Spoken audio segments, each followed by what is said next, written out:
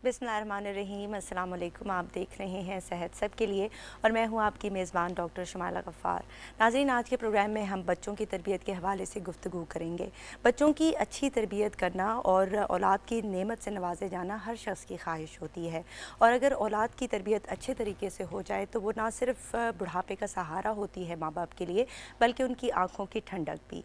और इसके अलावा माँ बाप के इस दुनिया से जाने के बाद वो सदका जारिया का ज़रिया भी बनती है। लेकिन अनफॉर्चुनेटली बाज़ औक़ात माँ बाप ना जानते हुए कुछ ऐसी गलतियाँ कर रहे होते हैं जिससे बच्चे की शख्सियत बहुत हद तक मुतासिर हो जाती है और आगे जाकर ये बहुत नुकसान का बाइस बनती है। और यही वजह है कि हम आज इस टॉपिक पर बात करना चाह रहे हैं। हमें प्रोग्राम में ज्वाइन कर रहे हैं यासिर मसाक साहब, जो कि क्लिनिकल साइकोलॉजिस्ट हैं। अस्सलाम वालेकुम यासिर साहब। वालेकुम वेलकम अस्सलाम। To this show. Thank you कैसे हैं वेरी आप? Much. I am good ji. It's pleasure to be here. हम हमेशा से बहुत खुश होते हैं when you are here with us, because clinical psychology जो है वो मॉडर्न मेडिकल साइंसेज की एक बहुत ही अहम ब्रांच है, और हम चाहते हैं कि आज थोड़ा बच्चों के हवाले से बात हो। आप ये बताइएगा कि बच्चों की शख्सियत कब तक बन रही होती है, कब तक इसमें चेंजेस आ रहे होते हैं, और कब तक पेरेंट्स इस पर काम कर सकते हैं? अच्छा, ये बहुत जिसे सारे कहते सवाल हैं ना, मैंने नहीं आपसे नहीं, कर दिए। आपका ये सवाल बड़ा दिलचस्प है और बहुत कार्डिनल है। वो हम कहते हैं ना, महद से लहद तक।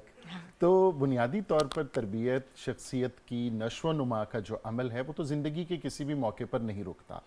बच्चों की अगर हम बात करें तो उनके जो न्यूरो डेवलपमेंटल प्रोग्रेस है वो बड़ी अहम है। हम बच्चे अगर वालिदैन को अंदाज़ा हो, इवन नौज़ायदा बच्चे उनके माइक्रोफेशियल एक्सप्रेशंस जब डिटेक्ट किए गए तो ये पता चला कि 24 घंटे का नौज़ायदा बच्चा भी किसी सोशल वार्मथ को, अपनी मदर की प्रेजेंस को, अपने लविंग वंस की प्रेजेंस को रिस्पॉन्ड करता है, रेसिप्रोकेट करता है। उसके चेहरे के तासुरात बदलते हैं। हालांकि लैंग्वेज सेंटर्स डेवलप नहीं हुए, जो कि डेवलप होना शुरू होते हैं तकरीबन फ़ौरन पैदाइश के बाद ही। लेकिन 12 माह से 36 माह की उम्र तक का जो हिस्सा है, यानी 1 साल से 3 साल, हमारे बच्चों के जो सेरिब्रल कॉर्टेक्स है, जो उनकी लैंग्वेज सेंटर्स हैं ब्रेन के, वो फिजिकली डेवलप होते हैं। सही। ये वो टाइम है जिसमें पेरेंट्स को अंदाज़ा होगा कि उनके बच्चे मोनोसिलेबल्स, बाइसिलेबल्स, माँ बा, फिर उसके बाद मामा बाबा बोलना शुरू करते हैं, रेसिप्रोकेट करते हैं। और फिर उसके बाद 2 लफ्ज़ों पर, 3 लफ्ज़ों पर मुश्तमिल अपना जो है माफ़िज़ ज़मीर, अपना मुद्दा बयान करते हैं बच्चे। ये बहुत अहम हिस्सा है बच्चों की नशो नुमा का।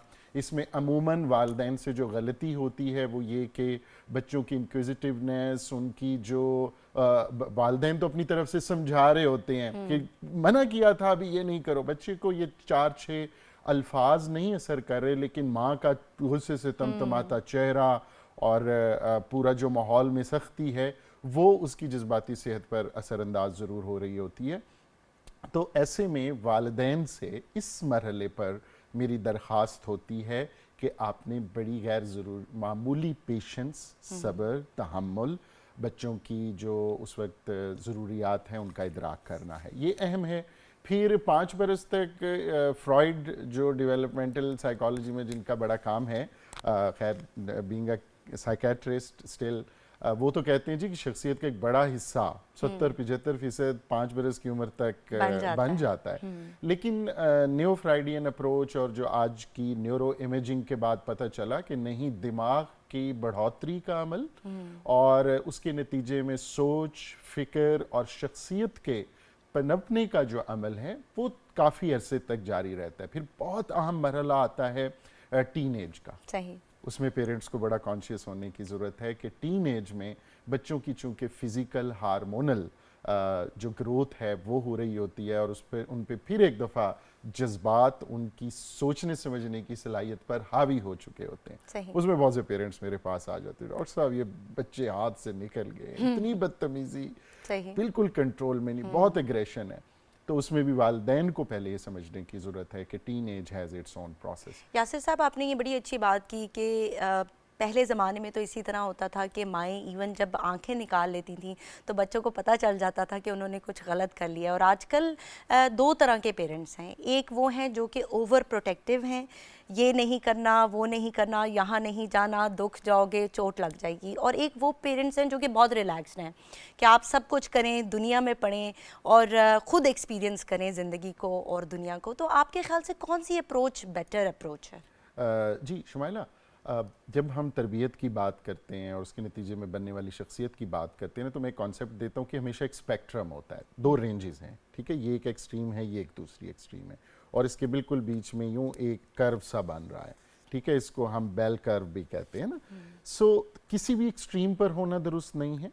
بچے کی تربیت ہو تو توازن اور تناسب سے کام لینا ہی اچھی شخصیت پر بچے کو لے کے جانے کا باعث بنتا ہے. اب اس میں بالکل کیجول اور کیئر فری ہونا, آپ نے تو دوسری ایکسٹریم کو ذرا پازیٹیو بولا, میں تو اس پہ قائل ہوں.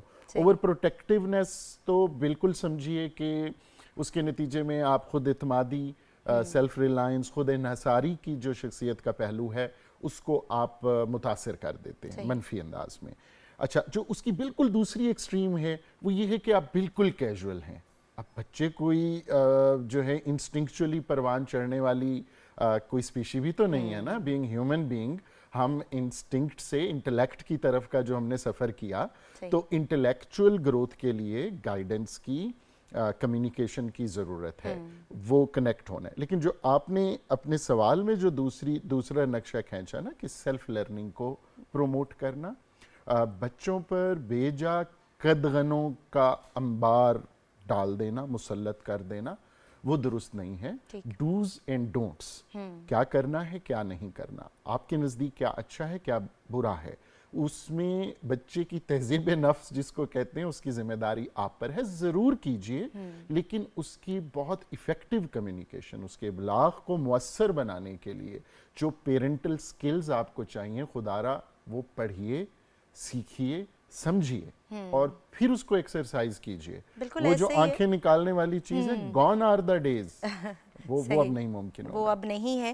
آپ نے بالکل صحیح بات کی کہ چاہیے کہ ہم اس کو بھی پڑھیں, ایز اے سبجیکٹ پڑھیں.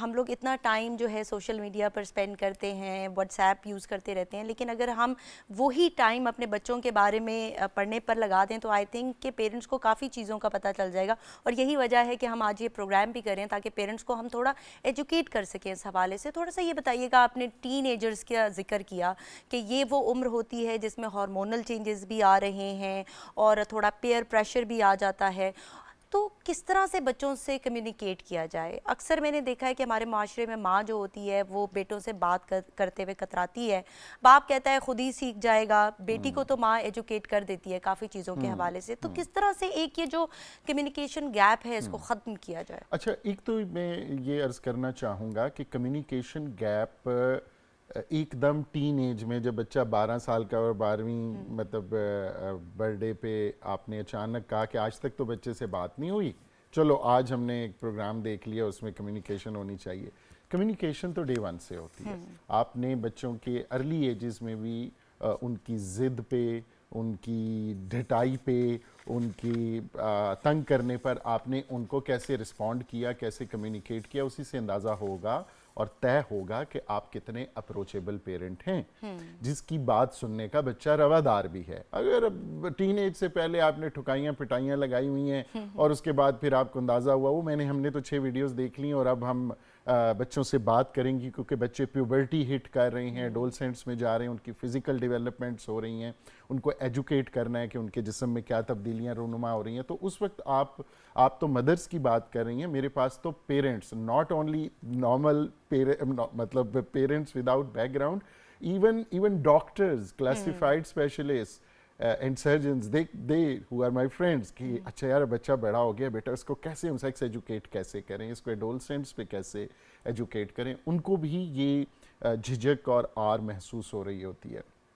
تو کمیونیکیشن ڈے 1 سے شروع ہونے والا پروسیس ہے اور آپ نے ٹین ایج کا انتظار نہیں کرنا. آج کل بچوں کا ایکسپوجر اپنی ٹین ایج, اپنی فزیکل چینجز کے ہونے سے پہلے ہی ان کے ذہن میں ایک بہت گہری پھیلی ہوئی کیوریوسٹی, तजस्सुस पैदा हो चुका होता है। आपने ये देखना है कि इस तजस्सुस के बिना पर खड़े होने वाले सवालात के लिए क्या आप वो पेरेंट्स हैं जिनके पास वो सबसे पहले आएगा, या वो गूगल करेगा, या अपने किसी बड़े कज़न को अप्रोच करेगा, या कोई मूवी देखेगा, और फिर वो चीज़ जो है कुछ अनडिज़ायरेबल एक्सपोजर का बायस भी बन जाएगी, क्योंकि हमारी digital screens have got all of it. बिल्कुल ऐसे ही है, और इट्स नेवर टू लेट। अगर आपने पहले बात नहीं की है तो अभी भी आप इस पर काम कर सकते हैं, और अपना रवैया जो बच्चों के साथ है उसको भी तब्दील कर सकते हैं। I always use to be a strict parent because I was a high achiever, तो मैंने हमेशा से बच्चों से भी वही एक्सपेक्ट किया।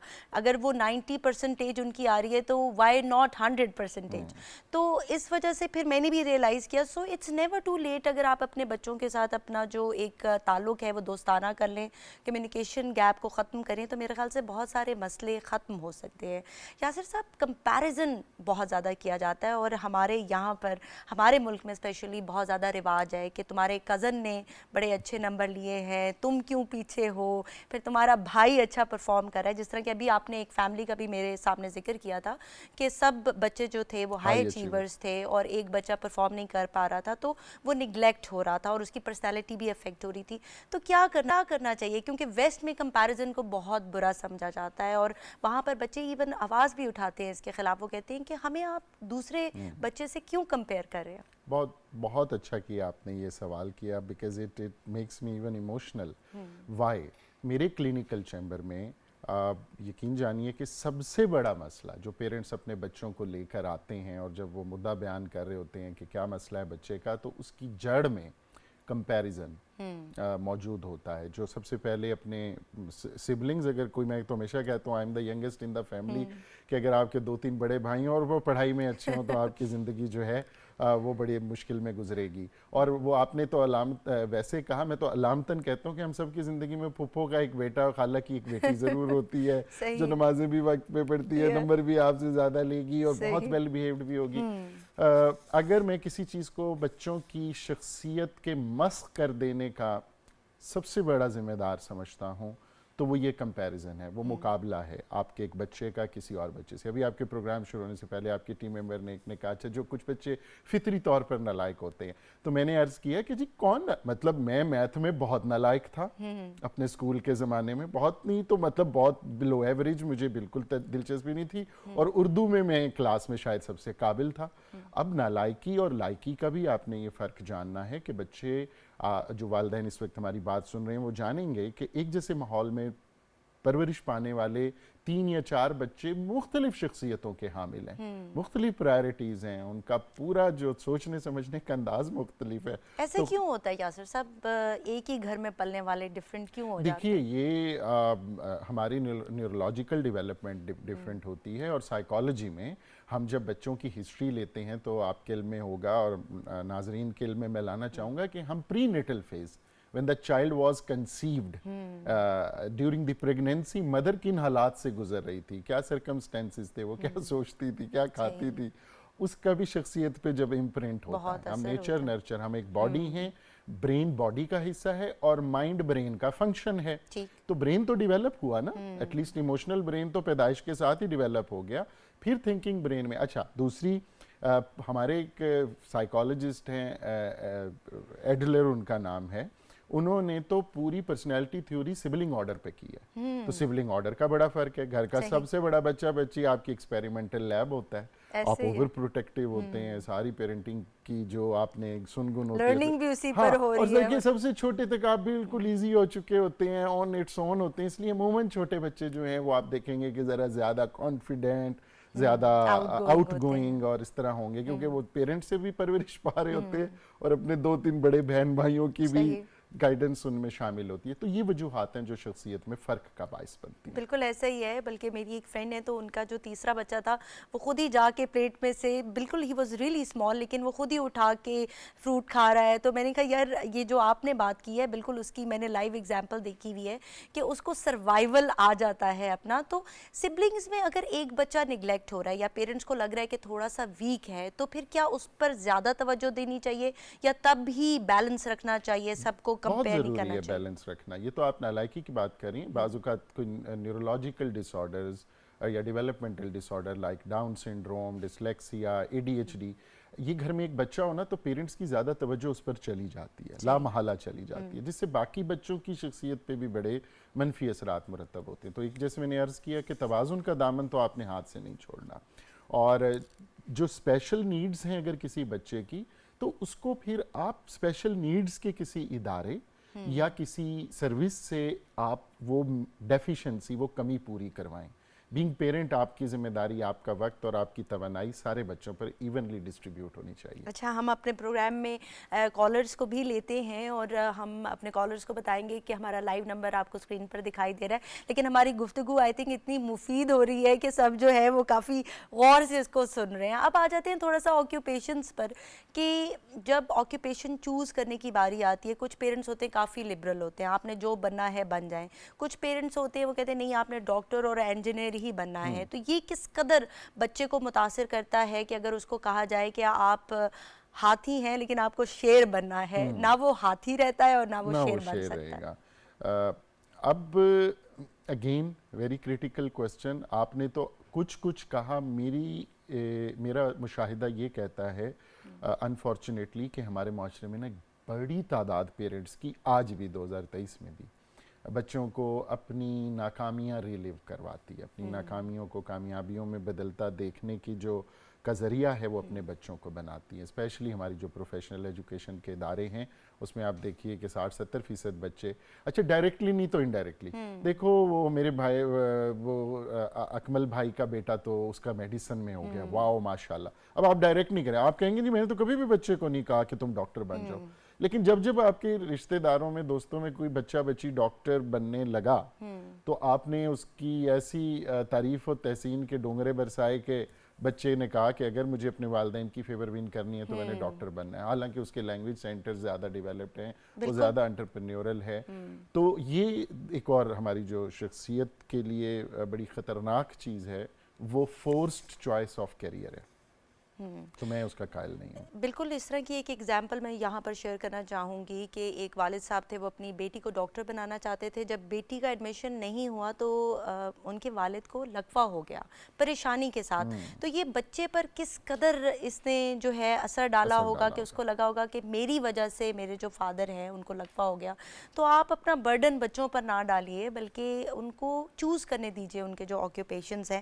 تھوڑا سا میں چاہتی ہوں ہم بات کریں کہ جو والدین کا آپس کا ریلیشن شپ ہے وہ بچوں کو کس قدر متاثر کرتا ہے اور کس طرح سے متاثر کرتا ہے. کیونکہ دیکھیں ہمارے ملک میں پہلے ارینجڈ شادیاں کی جاتی تھیں جس میں آپ کے پاس چوائس نہیں ہوتی, آپ کا جو لائف پارٹنر ہے وہ ایک پنڈورا باکس کی طرح آپ کے سامنے کھلتا ہے, اور یا آپ کی اس کے ساتھ بن جاتی ہے یا نہیں بنتی. بہت ساری مائیں ایسی ہوتی ہیں جو کہ بچوں کی خاطر اپنے ہسبینڈس کے ساتھ رہ رہی ہوتی ہیں. اب وہ ریلیشن شپ نہ اچھا ہے اور وہ بلکہ ایبیوسو ہو جاتا ہے. تو یہ ایبیوسو ریلیشن شپ بچوں کو کس طرح سے متاثر کرتا ہے؟ اچھا, اس پہ جو میری رائے ہے وہ شاید تھوڑی سی کاؤنٹر انٹیوٹیو ہو اور شروع میں پہلی مرتبہ سننے میں تھوڑی سی اس کو بڑی دقت سے تسلیم کیا جائے گا, لیکن میں وہ دینا ضرور چاہوں گا کیونکہ وہ میری بڑی پروفیشنل اوپینین ہے. بروکن فیملی ضروری نہیں کہ ڈیورس کی شکل میں ہو. اچھا, بروکن فیملیز جب ایک بہت انہیپی میرج کی شکل میں ہوتی ہے, اس کے بچوں پر ڈیورس سے زیادہ برے اثرات مرتب ہوتے ہیں. بالکل ایسا ہی ہے. جہاں میں بالکل چاہوں گا کہ ذاتی والدین کے آپس کے اختلافات ایمیکیبلی نبھائے جائیں, لیکن اگر ایک ایسی فیملی ہو جس میں والدین کے تعلقات, میاں بیوی کے تعلقات بہت برے ہوں, گھر میں ہر وقت لڑائی جھگڑا فساد تو تکار کا ماحول ہے, تو وہ بچوں کی ذہنی صحت پر, نفسیاتی صحت اور جذباتی صحت پر انتہائی منفی اثرات مرتب کرے گی.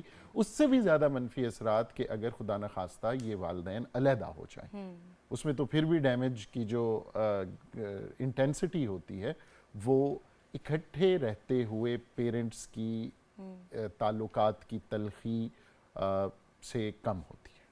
صحیح.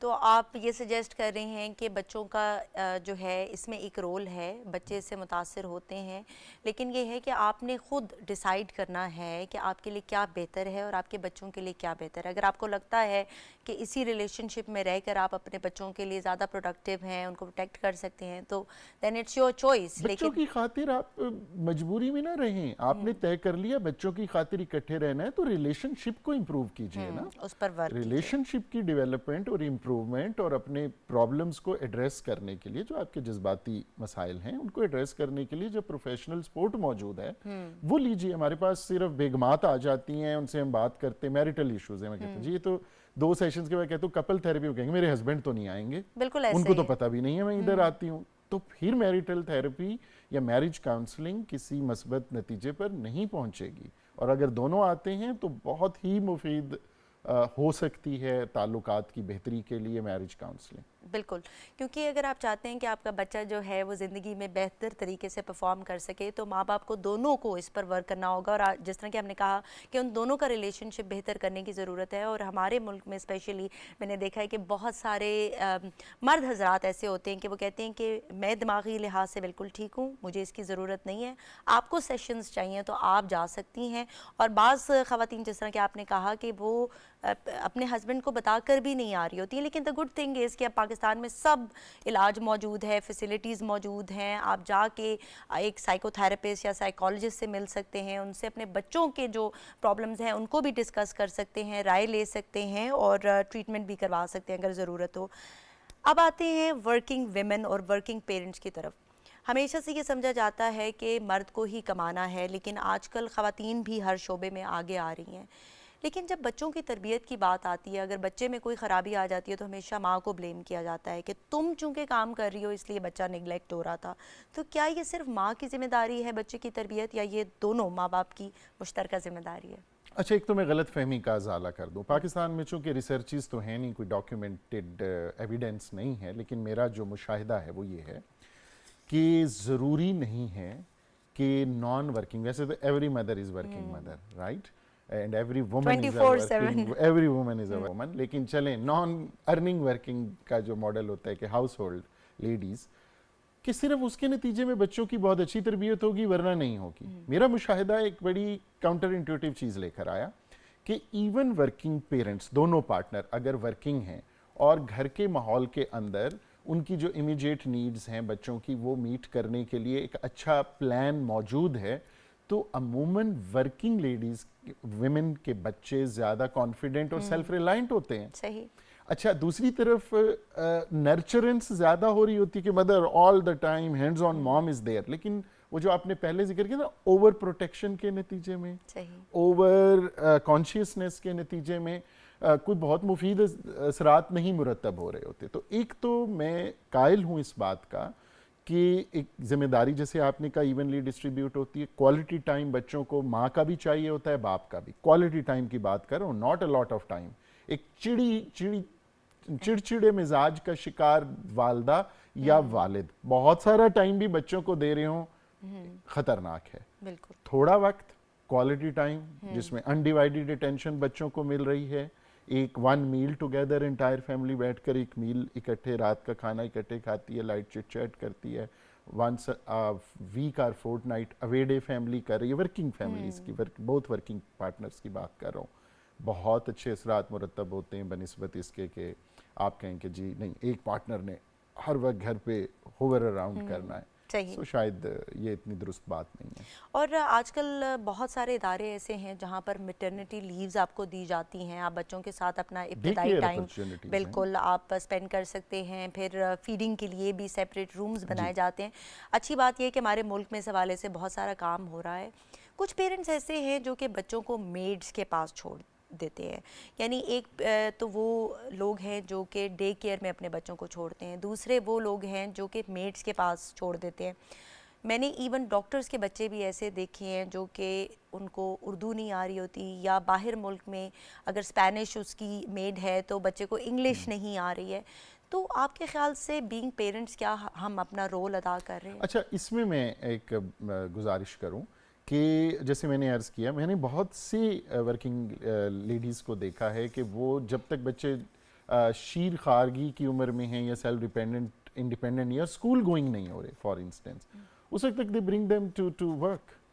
جیسے آپ نے کہا کہ ان کو فیڈ کرانے کے لیے ان کو کہیں ڈے کیئر میں کر دیا، خود لے کر آ رہے ہیں، آئی نو ٹیچرس، تو وہاں آپ نے اچھا 4-5 مدرس 3-4 مدرس اکٹھے کام کر رہی ہیں، وہ اکٹھے ہو سکتے ہیں، دے کین بی ٹوگیدر، اور وہ ایک ایسا پلان بنا سکتے ہیں کہ اپنی موجودگی میں کسی میڈ کو یا کسی ڈے کیئر فیسلٹی کو اویل کیا جائے. اس میں working women have to put their feet down کہ وہاں میں ضرور چاہوں گا کہ بالکل انسپروائزڈ اس میں نہ چھوڑیں. اچھا پھر اگر آپ نے انسپروائز چھوڑ بھی دیا، گھر ہے، میڈ بہت ڈیپینڈیبل ہے، تو please do have a vigilance. Now we have got cameras, we have got other surveillance facilities and devices, تو وہ ضرور ایک چیک ضرور رکھنا ہے آپ نے. اگر نان ریلیٹڈ کیئر گیور کے ہاتھ آپ نے اپنے بچہ دیا ہوا ہے تو اس کا ایک چیک اینڈ بیلنس آپ نے ضرور رکھنا ہے.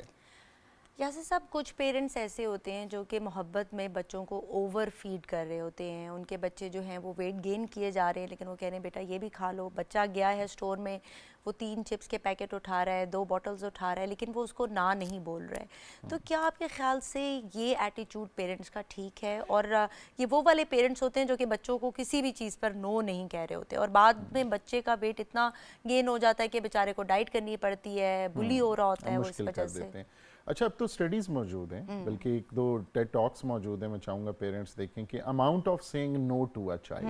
اچھا نو کہنے میں قطعاً کوئی مذائقہ نہیں، جتنی دفعہ کہنا ہے. نو کہنا کس انداز میں ہے، ایک چیز سے نو کہنے کے بعد آپ نے اس کا کوئی متبادل دیا اس کو. بچے اب آج کل ڈیجیٹل ایڈکشن کا شکار ہیں، گیمز کھیلتے ہیں، والدین بھی کہتے ہیں چلو باہر تو نہیں کھیلنے جا رہا نا، باہر کا ماحول بہت خراب ہے، اور انہیں نہیں پتا کہ گیمنگ ایڈکشن شاید کسی سبسٹنس ایڈکشن سے زیادہ خطرناک ہو سکتی ہے. بالکل اسی طرح فوڈ ایڈکشن ہے کہ ہمیں گپلو بچے، اچھا صحت مند بچہ، اور آپ نے پہلے جاننا ہے کہ صحت مند بچہ ہوتا کیا ہے، باڈی میس انڈیکس کیا ہے، بچے کی ہائٹ کے مطابق اس کا وزن کیا ہونا چاہیے. So please start saying no to your children, please start letting your children experience boredom. بچوں کو بور ہونے دیں، بچوں کی 3 فرمائشوں میں سے 1 فرمائش پوری کریں، 2 فرمائشوں میں سے 1 کو نو کریں، پولائٹلی نو کریں، اور تیسری فرمائش کا وہ والا جو مہنگا کھلونا مانگ رہا ہے اس کی بجائے اس کو کچھ متبادل لے کر دیں. بچوں کی سپورٹس ایکٹیویٹیز اور فزیکل ایکٹیویٹی کو انکریج کریں. اس میں دیکھیے نا یہ مسئلہ بھی حل ہو گیا نا. اچھا چلو بچے تھوڑا سا کھانے پینے خوش خوراک بچہ ہے، اور لیکن اگر وہ ایگزرٹ بھی کرتا ہے اور کیلوریز برن کرتا ہے تو پھر دیکھیے that is being managed. Thank you so much for joining us, Yasir Saab. Thank you very much.